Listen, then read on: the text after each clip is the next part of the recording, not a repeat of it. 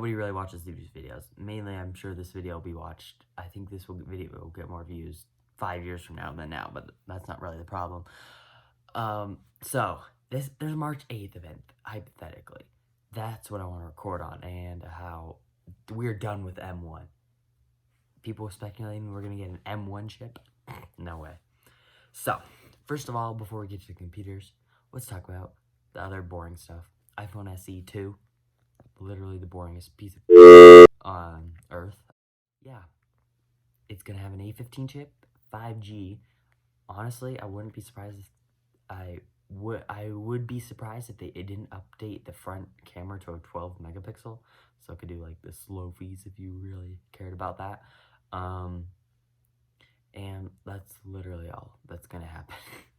Gonna be kind of sad. Which I'm wondering if, like, since the iPhone 8 and the iPhone SE 2 have the same battery, I'm wondering if they'd be generous and gave the iPhone SE 3 an iPhone 7 battery, because the iPhone 7's battery is actually bigger. I don't know, maybe. I don't know if they could exactly fit that in the phone.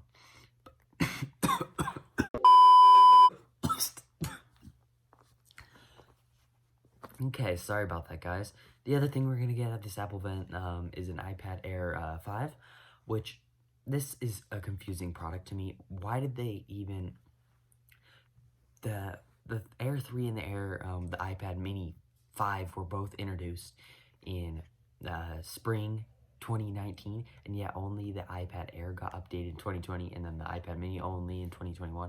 So then it just kind of mixed everything up when they're pretty much, the Air and the Mini are the same thing, except just one smaller and one's bigger. It's like the iPad Pro and the iPad 12.9 and 11 inch. It's basically that for the middle ground area.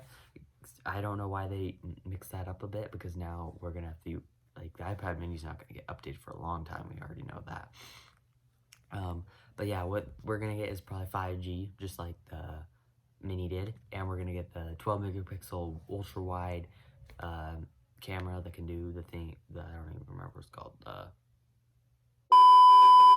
Center stage. That's what it's called. iPad Mini will, the iPad Air will probably get center stage like the rest of the iPads. A15 chip.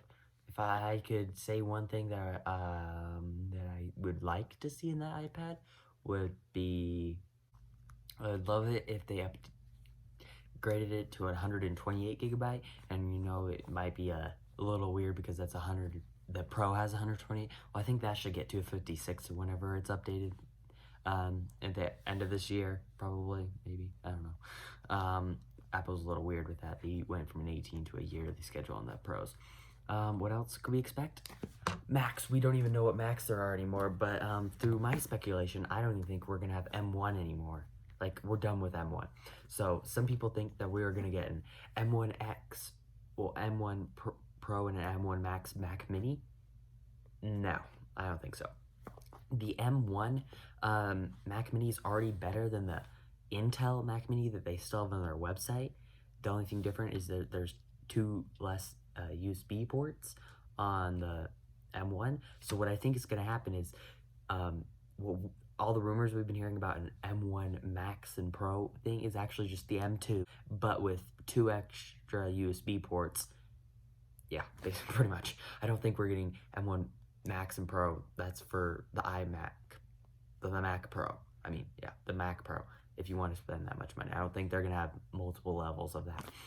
Because, I mean, from what we hear is that a new silicon's coming out every 18 months. So we have M1, and then 18 months later, which is around the spring, March, will be the M2. And that's why I don't think it would be weird if they kept selling M1 products after M2 is released, which, you know, there's big news that the M2 MacBook Pro is coming out, which I thought was okay. It could have MagSafe and no touch bar, and I don't know, I would really hope it had an SD card slot out of all those things. But now it's just literally the same design with M2, which means the touch bar will live for at least, I don't know, a few more years, and then at least a year or so, and then he'll get support for longer than the M1 one will. So I don't think they'd sell M2 and then start selling M1 again. So then you might be like, well, what about the iMac Pro? It's getting the M1 M1 Max Dual, like 2 M1 Maxes. Oh, heck no. It's just, what we were reading how it's like bigger and better. I think that's just meaning M2 Max. It's just an M2 Max, just one chip.